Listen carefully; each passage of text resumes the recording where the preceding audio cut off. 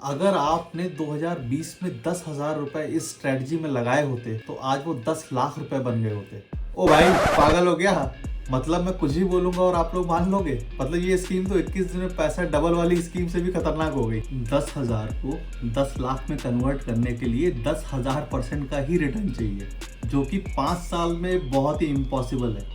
देखो भाई मेरे, जो लोग ऐसे सपने बेचकर तुम्हें गुमराह कर रहे हैं ना, ऐसे लोगों से दूर रहो और मार्केट में रिटर्न्स को लेकर अपनी एक्सपेक्टेशंस को थोड़ा रियलिस्टिक रखो, तभी सुखी रहोगे। घबराओ नहीं, हम स्ट्रेटजी डिस्कस करेंगे और मैं आपको बताऊंगा कि ये स्ट्रेटजी मैंने अपने लिए क्यों डिजाइन करी, इसको बनाने के पीछे मेरा थॉट प्रोसेस क्या था, रियलिस्टिक एक्सपेक्टेशंस क्या हो सकती हैं इस स्ट्रेटजी से, और इसको पाइथन से बैक टेस्ट करके भी दिखाऊंगा, लाइव डेटा, रियल डेटा के साथ में। तो अगर आप सीरियस लॉन्ग टर्म इन्वेस्टर हो और चाहते हो कि आपका पैसा डिसिप्लिन तरीके से ग्रो हो, तो ये वीडियो एंड तक देखना। चलो शुरू करते हैं। Warning disclaimer. This video is for educational and informational purposes only.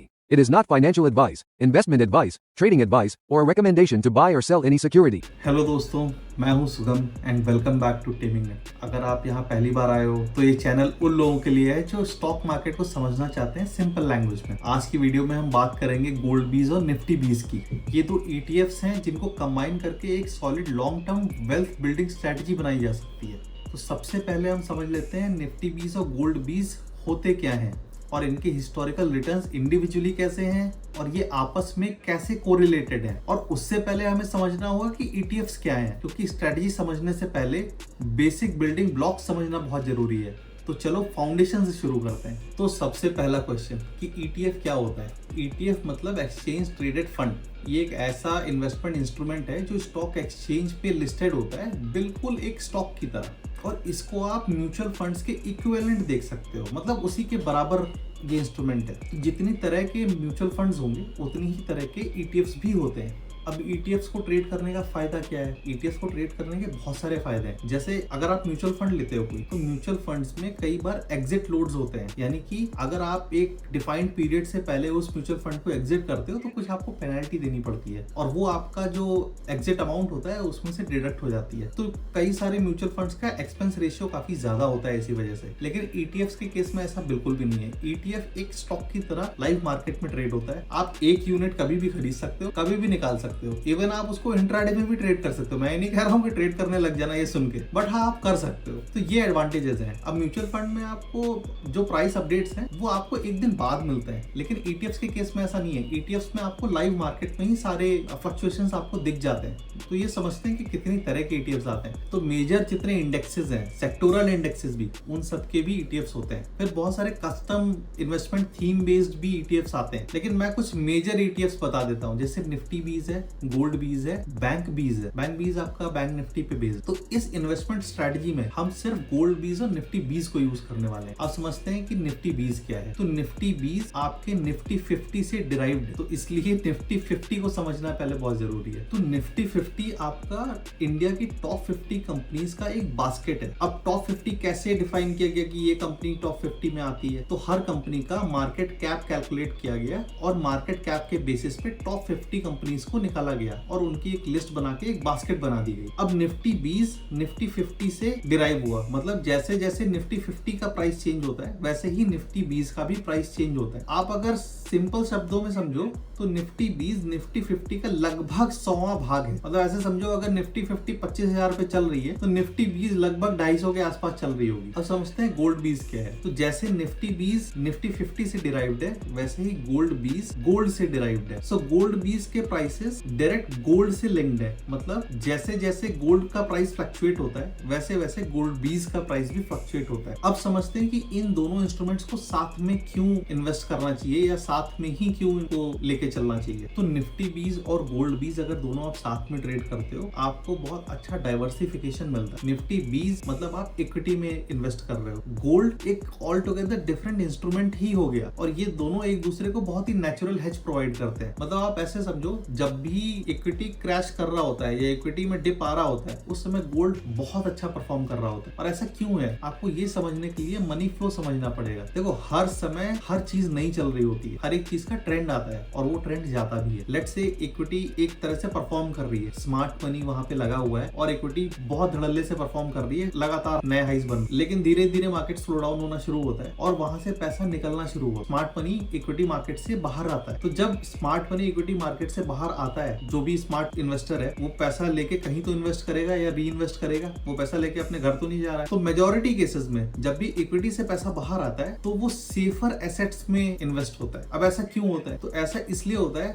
Equity गिर रही है, मतलब मार्केट में पैनिक है, तो लोग पैनिक में एग्जिट लेते हैं और उस समय लोग इतने डरे हुए होते हैं कि सेफर एसेट्स को ढूंढ रहे होते हैं। तो गोल्ड की डिमांड बढ़ती है और लोग इसलिए गोल्ड में इन्वेस्ट करना शुरू करते हैं या गोल्ड इक्विवेलेंट इंस्ट्रूमेंट्स में इन्वेस्ट करना शुरू करते हैं। तो ये दोनों एक दूसरे को बहुत नेचुरल हेज प्रोवाइड करते हैं। अब अगर आप देखोगे 2020 में कोविड के टाइम पे जब क्रैश आया था तो इक्विटी बहुत कस के गिरी थी, बट गोल्ड ने बहुत तगड़ा आउट परफॉर्म किया। ऐसे ही आप पिछले एक साल के रिटर्न्स देख लो, निफ्टी लगभग जहां थी वही है, 2-3% का रिटर्न एक साल का है, लेकिन आप गोल्ड का रिटर्न एक साल में देख लो। निफ्टी जब भी अंडर परफॉर्म करती है, गोल्ड उस समय आउट परफॉर्म करता है, और ये उल्टा भी है, जब भी निफ्टी आउट परफॉर्म कर रही होगी उस समय गोल्ड या तो स्टैग्नेंट होगा या हो सकता है थोड़ी बहुत डिप आ रही हो गोल्ड में।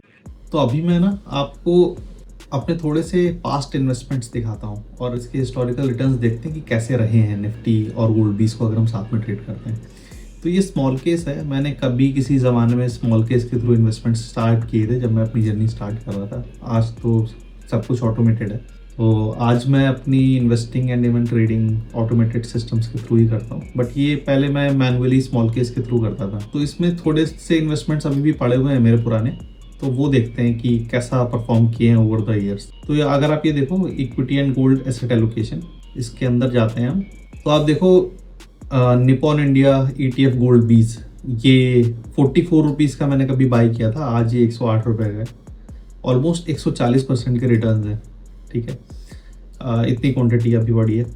निफ्टी 50 या निफ्टी 20 जिसकी हम बात कर रहे थे, ये करंट प्राइस 290 है और 192 पे मैंने ख़रीदा था इसे, ऑलमोस्ट 50% के रिटर्न से जहाँ से लिया था। तो इसमें इन्वेस्टमेंट स्टार्ट किया था मैंने 2022 में, और ये I think one time investment ही था या SIP की थी, मुझे अब ये इतना पुराना है कि अभी मुझे याद भी नहीं है कि ये वन टाइम इन्वेस्टमेंट था या SIP थी। बट हाँ, रफली आप देख सकते हो कि इन दोनों को साथ में इन्वेस्ट किया है और 2022 से अभी तक के रिटर्न्स आप देख सकते हो, ऑलमोस्ट 75% रिटर्न, बहुत अच्छे रिटर्न्स हैं ये। तो ये बहुत ही छोटा सा इन्वेस्टमेंट है, जस्ट आपको दिखाने के लिए कि मैं सिर्फ यहाँ ज्ञान बांटने नहीं आया हूँ, मैं एक्चुअली जो समझा रहा हूँ वो मैं कर भी रहा हूँ, और दैट्स इट।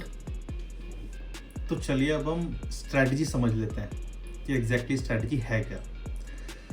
तो लॉन्ग टर्म इन्वेस्टमेंट सेटअप, अब ये मैं कोई भी स्ट्रैटेजी बनाता हूँ इन्वेस्टमेंट के लिए या फिर ट्रेडिंग के लिए भी, तो मेरी आदत है कि मैं उसके वेल डिफाइंड रूल्स एक अच्छे स्ट्रक्चर डॉक्यूमेंट में पहले डॉक्यूमेंट करता हूँ और एक बार वो डॉक्यूमेंट फ्रीज कर देता हूँ, फिर उसी को डिसिप्लिन के साथ फॉलो करता हूँ। तो ये डॉक्यूमेंट है जिसमें मैंने सारे रूल्स लिख रखे हैं।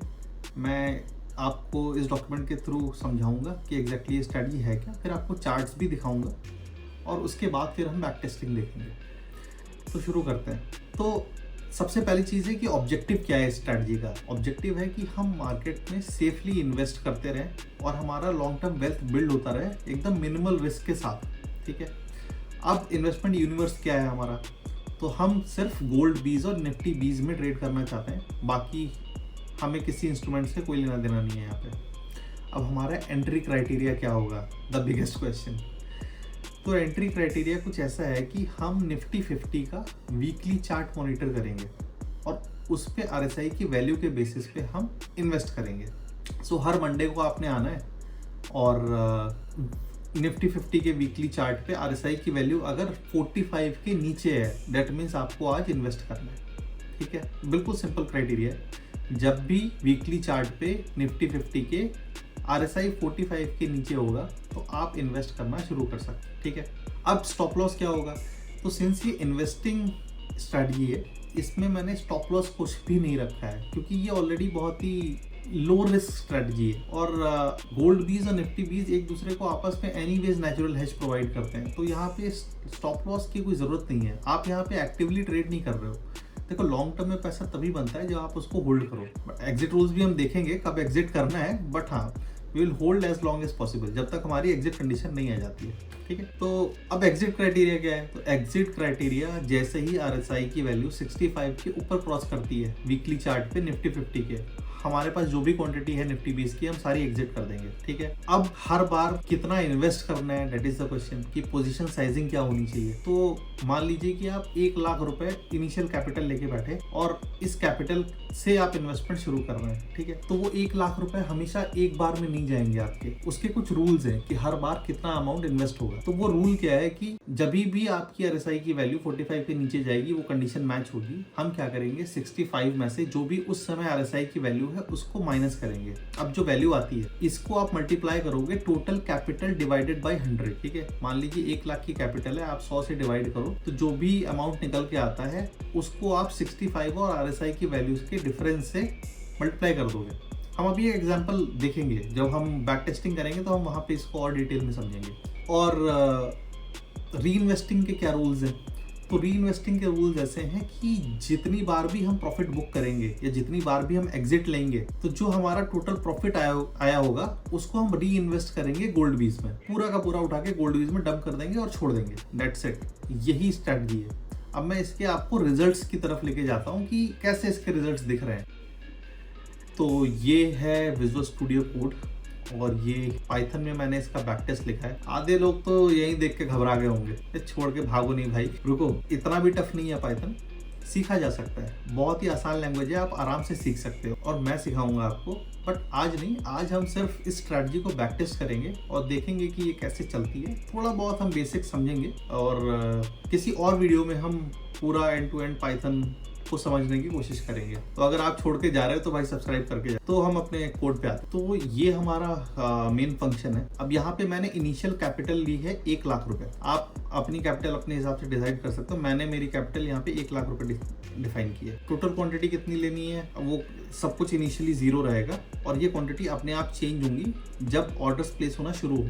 अब ये कहाँ से स्टार्ट होना है, तो मैंने इसको यहाँ पे लाइन नंबर 50 पे डेट दे रखी है 2019 की, मतलब जुलाई 2019 से डेटा लाएगा। और वहां से तो हमें जो ब्रोकर से डेटा मिलता है वो डेली कैंडल्स का डेटा मिलता है, हमें उसे खुद वीकली में कन्वर्ट करना पड़ता है। वीकली कैंडल्स का डेटा डायरेक्ट नहीं मिलता है। तो मैं 2019 जुलाई से डेली चार्ट फेच करूंगा और उस चार्ट को फिर वीकली डेटा में कन्वर्ट करूंगा। तो ये जो लाइन है ना यहाँ पे, ये इससे आप निफ्टी 50 का डेली चार्ट फेच कर रहे हो इस डेट से, ठीक है। और फिर इस लाइन पे मैं उसको कन्वर्ट कर रहा हूँ वीकली में। ये मेरा कस्टम फंक्शन है जो मैंने लिखा है डेली को वीकली में कन्वर्ट करने के लिए। तो जो प्राइस वहां से मुझे मिला वो मैंने इसको पास किया और ये कन्वर्ट करके मुझे दे देगा। उसके बाद मैंने उस चार्ट पे RSI की वैल्यू कैलकुलेट करी और फिर यहाँ पे मैंने अपनी स्ट्रैटेजी की स्टार्ट डेट दी है, मतलब किस डेट से एंट्री लेना शुरू करे वो। तो मैंने 1 जनवरी 2020 की एंट्री डेट दी है। इसके बाद से जो भी एंट्रीज आएंगी वो ये बॉट लेगा। और SIP मैंने यहाँ पे 0 रख रखी है, just to simplify things. SIP की हम बात किसी और दिन करेंगे, बट हम यहाँ पे अभी लमसम स्ट्रैटेजी को लेके चल रहे हैं। तो अब आप अगर और नीचे आ जाओ, यहाँ पे देखो, तो मैंने ये कंडीशन दे रखी कि अगर RSI की वैल्यू 45 से नीचे है, ये 40 क्यों है, फिर इसको 45 कर देते हैं। तो RSI की वैल्यू अगर 45 के नीचे है तो हमें एंट्री लेनी है। अब एंट्री कैसे लेनी है, तो यहाँ पे देखो इन्वेस्टमेंट कैपिटल कैलकुलेट हो रही है, मतलब 65 में से जो भी RSI की वैल्यू है वो माइनस होगी और टोटल कैपिटल डिवाइड बाय 100। अब देखो कई बार ना ऐसी सिचुएशन फंसेगी कि जो अमाउंट कैलकुलेट होके आ रहा है वो हो सकता है हो 20,000, लेकिन टोटल कैपिटल में 8 या 9,000 रुपये ही बचे इन्वेस्ट होने के लिए, तो फिर तो उतना इन्वेस्ट नहीं हो पाएगा। तो उस केस में जो भी मिनिमम होगा वो मतलब वो पूरा का पूरा इन्वेस्ट हो जाएगा, ठीक है। अब यहाँ पे क्वांटिटी आपकी कैलकुलेट हो रही है, मतलब जो इन्वेस्टमेंट कैपिटल है डिवाइडेड बाय जो करंट प्राइस है अभी निफ्टी 20 का, उससे डिवाइड करके हम यहाँ पे क्वांटिटी निकाल ले रहे हैं, ठीक है। अब यहाँ पे हर बार क्वांटिटी ऐड होती जा रही है जितनी बार इन्वेस्टमेंट हो रहा है। तो आप ऐसे समझो कि हर हफ्ते जब आप निफ्टी 50 का RSI वैल्यू चेक करोगे, लेट से पहले हफ्ते आपको मिला 40, आपने इन्वेस्ट किया, अगले हफ्ते आप फिर आपको मिला 30, तो अब आप देखोगे ना तो 65 - 30, मतलब आपको डिफरेंस और बड़ा मिलेगा। तो आप जितना नीचे जाते जाओगे, जितनी निफ्टी गिरती जाएगी, उतना आपका इन्वेस्टमेंट अमाउंट बढ़ता जाएगा। मतलब आप लोअर प्राइसेस पे ज़्यादा क्वांटिटी उठाओगे और जैसे जैसे निफ्टी ऊपर आएगी आपका इन्वेस्टमेंट साइज थोड़ा श्रिंक होता जाएगा। मतलब आप नीचे जाते हुए एवरेजिंग करते हुए जा रहे हो, सो दैट आपका इन्वेस्टमेंट एवरेज अच्छा रहे, आपको एवरेज प्राइस बेटर मिले। ठीक है, ये थॉट प्रोसेस है इस लॉजिक को लिखने का। अब अगर यहाँ पे देखो, अब यहाँ पे एक कंडीशन लगाई हुई है, RSI की वैल्यू अगर 65 के ऊपर चली जाती है और उसी के साथ टोटल क्वांटिटी हमारी 0 के ऊपर होनी चाहिए, मतलब हमारे पास कुछ क्वांटिटी होनी चाहिए बेचने के लिए, और जो हमारा उस दिन का प्राइस है, जब हमारा RSI 65 के ऊपर है, वहां पे हमारा उस दिन का जो ओपन प्राइस है वो हमारे एवरेज प्राइस से ज्यादा होनी चाहिए। मतलब हम प्रॉफिट में बैठे हो तभी बेचेंगे, अगर नेगेटिव में बैठे हो तो नहीं बेचेंगे। ठीक है, तो हम होल्ड करेंगे। तो अब यहाँ पे सीधा का सीधा बस एग्जिट है और उसका प्रॉफिट वगैरह कैलकुलेट किया गया है। और आप यहाँ पे अगर देखो तो जो भी प्रॉफिट निकल रहा है, जैसे यहाँ पे मैंने निफ्टी 20 का टोटल प्रॉफिट कैलकुलेट किया है, मतलब sale price into total quantity, average price into total quantity, दोनों को माइनस करके निफ्टी 20 का प्रॉफिट निकाला। अब इस निफ्टी 20 के प्रॉफिट से अगर आप देखो तो मैंने गोल्ड की क्वांटिटी निकाल ली है, तो Nifty 20 profit divided by gold by price, उससे गोल्ड की क्वांटिटी आ गई और गोल्ड में पैसा री इन्वेस्ट हो गया। तो हम इसको चला के देखते हैं एग्जैक्टली क्या रिटर्न्स आए। तो हम ये 1 लाख की कैपिटल के लिए टेस्ट कर रहे हैं 1 जनवरी 2020 से। अब इसको हम फटाफट रन कर देते हैं। तो आप देखो ये एग्जीक्यूशन शुरू हो गया है और आप यहाँ पे स्टार्ट डेट को चेंज होते हुए देखोगे। यहाँ पे नीचे अभी देखो 2020 से शुरू हुआ था, 2021 ऑलरेडी आ गया है। ये बहुत फास्ट चल रहा है, एक महीना तो यूं ही गायब हो जा रहा है यहाँ पे। और आप अगर यहाँ ऊपर देखोगे तो यहाँ पे आपको क्वांटिटी वगैरह फ्लैश होते हुए दिखेगी कि कितनी। तो हम इसको एक बार पूरा चल जाने देते हैं और उसके बाद फाइनल रिजल्ट्स देखेंगे। ऑलराइट, तो ये एग्जीक्यूशन पूरा हो गया है। तो अगर हम देखें, जो 1 लाख रुपए हमने 1 जनवरी 2020 को लगाए थे, वो लगभग 2,62,000 रुपये बन चुके हैं, 2,62,000 रुपीज़। और टोटल एंट्रीज आई हैं हमारी 39, टोटल एग्जिट्स आई हैं हमारी 3, और टोटल रिमेनिंग क्वांटिटी, मतलब अभी भी हमारे पास कितनी क्वांटिटी बची है, 367 निफ्टी 20 की क्वांटिटी अभी हम होल्ड कर रहे होते अगर हम चल रहे होते इसके हिसाब से। हमारे पास गोल्ड की क्वांटिटी 1402 होती। परसेंटेज टर्म्स में रिटर्न्स देखो तो 162% रिटर्न्स निकले लगभग 5.5 साल में, which is a great return. अगर हम इसको कैलकुलेट करके देख लें, 162 डिवाइड बाई 5.8 कितना हो गया, अराउंड 27% रिटर्न पर ईयर हो गया। ये एवरेज रिटर्न है। हम इसका CAGR भी निकाल सकते हैं। तो चलो फटाफट को पायलट भाई से पूछ लेते हैं, क्योंकि CAGR का एक स्पेसिफिक फॉर्मूला रहता है उसको कैलकुलेट करने का। तो ये गिटहब का को पायलट है जो विजुअल स्टूडियो कोड के साथ इंटीग्रेट हो जाता है। अब ये चैट GPT की तरह ही है, बट ये माइक्रोसॉफ्ट का प्रोडक्ट है और मैं इसी को यूज़ करता हूँ। ऑब्वियसली मैं माइक्रोसॉफ्ट में जॉब करता हूँ तो कंपनी के प्रति थोड़ी तो लॉयल्टी बनती है, और मुझे पता है कि हम इंटरनली माइक्रोसॉफ्ट में कितना एफर्ट डालते हैं अपने प्रोडक्ट्स के लिए। तो बहुत ही अच्छा प्रोडक्ट है और मैं यही यूज़ करता हूँ अपनी कोडिंग के लिए। तो अभी इससे पूछते हैं कि ये CAGR कितना हुआ इसका टोटल। सो हम लिख देते हैं we invested 1 lakh and it got turned into 262,349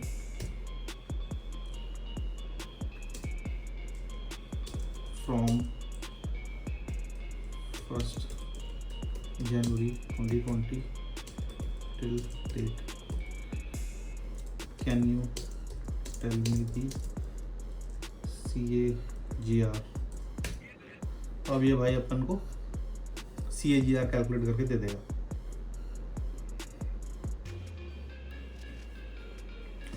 तो अब अगर आप देखो, इसने पूरा सब फॉर्मूला निकाल के दे दिया है। तो रफली 17% का कैगर आया, जो कि बहुत ही डिसेंट है। अगर आप निफ्टी और गोल्ड 20 का एवरेज कैगर देखो तो 12-13% के आसपास आता है। तो हमने अपने रूल्स और अपने कंडीशंस डाल के वो रिटर्न इम्प्रूव कर दिया है।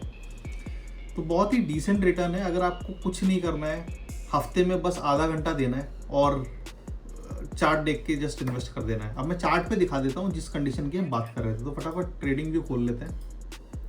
तो यहाँ पे हम अपनी सहूलियत के लिए ना थोड़ी सी RSI की वैल्यूज चेंज कर देते हैं, क्योंकि हमें अपर बैंड जो है ना 65 चाहिए और हमें लोअर बैंड जो है ना 45 चाहिए अपने इन्वेस्टमेंट के लिए। ठीक है, आप पैसे ही सेट कर सकते हो। और ये मिडिल बैंड तो आप हटा ही दो, ये चाहिए ही नहीं हमें, अब इसको सेव कर लो। तो हमारा RSI कुछ इस तरह से दिख रहा होगा। ये वीकली चार्ट है। अच्छा, ये हाइकेनाशी में लगा हुआ है, इसको मैं कैंडल स्टिक कर देता हूँ। तो निफ्टी 50 का वीकली चार्ट है, इस पर RSI लगा हुआ है, कस्टमाइज्ड है। एक बार RSI की वापस से सेटिंग दिखा देता हूँ मैं। 65 एंड 45, 65 एंड 45 का लॉजिक मैंने आपको पहले ही बताया।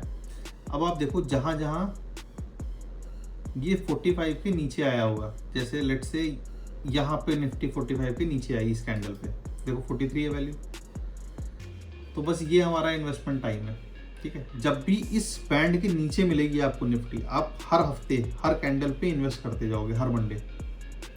और निकलोगे कब आप, जब भी यहाँ पे ऊपर यहाँ से क्रॉस करोगे तब आपकी एग्जिट आ जाएगी। दैट्स इट, इतना सिंपल है।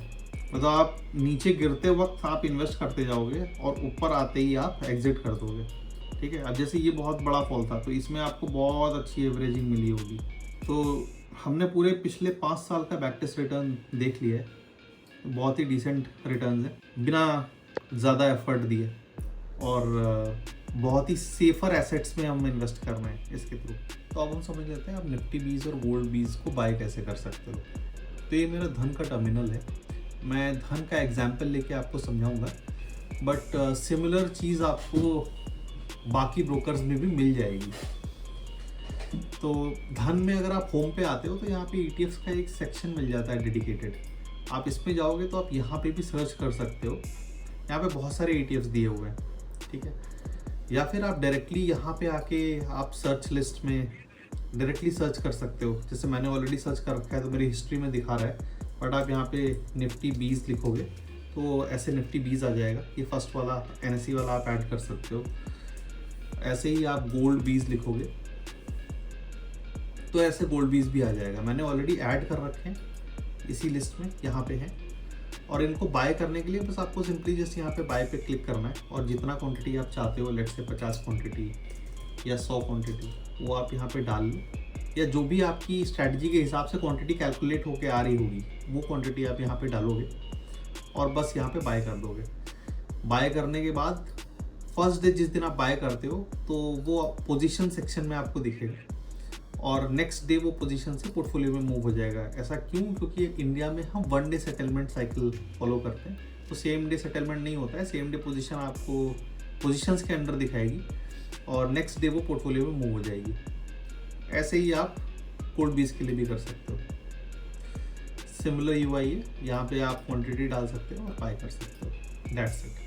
तो दोस्तों ये थी हमारी इन्वेस्टमेंट स्ट्रेटजी निफ्टी 20 और गोल्ड 20 के ऊपर। इसमें मैंने सिर्फ अभी आपको लमसम अमाउंट के साथ बैक टेस्ट करके दिखाया है। अब ये स्ट्रेटजी एज इज कॉपी करने में कोई समझदारी नहीं है, आप इसको अपना बनाओ। अब अपना कैसे बना सकते हो? इसमें कुछ ट्विक्स डालो, आप इसको खुद बैक टेस्ट करो, चार्ट्स के ऊपर बैठ के पेन कॉपी उठाओ और चीजें लिखना शुरू करो और देखो कि ये एक्चुअली काम कर भी रही है या मैंने आके बस यहाँ वीडियो में झूठ बोल दिया है। ठीक है, तो ये वैलिडेट करना आपका काम है। दूसरी चीज, मैंने ये लमसम अमाउंट के साथ बताया है, आप इसको SIP भी कर सकते हो। अब वो कैसे करोगे ये मैं आपके ऊपर छोड़ता हूँ, ये आपके लिए एक फूड फॉर थॉट है। आप सोचो, इस स्ट्रेटजी को थोड़ा सा ट्विक करो और सोचो आप इसमें SIP का फीचर कैसे डाल सकते हो। आप ट्राई करो, नहीं होता है तो आप मुझे बताओ, मैं अगली वीडियो में इसको एनीवेज बताऊंगा। मेरे पास कोड ऑलरेडी है इसका, मैं बैक टेस्ट करके अभी भी दिखा सकता हूँ, बट मैं चाहता हूँ कि आप थोड़ा सा एफर्ट डालो और खुद ट्राई करो। इससे आपकी थिंकिंग एबिलिटी बेटर होगी, आप स्ट्रेटजीज डिजाइन करना सीख पाओगे, स्ट्रेटजीज में चेंजेस करना सीख पाओगे। तो दोस्तों ये थी बहुत ही सिंपल सी स्ट्रेटजी निफ्टी 20 और गोल्ड 20 पे। अब मिलते हैं आपसे अगली वीडियो में। तो before we take a leave, मेरी आपसे एक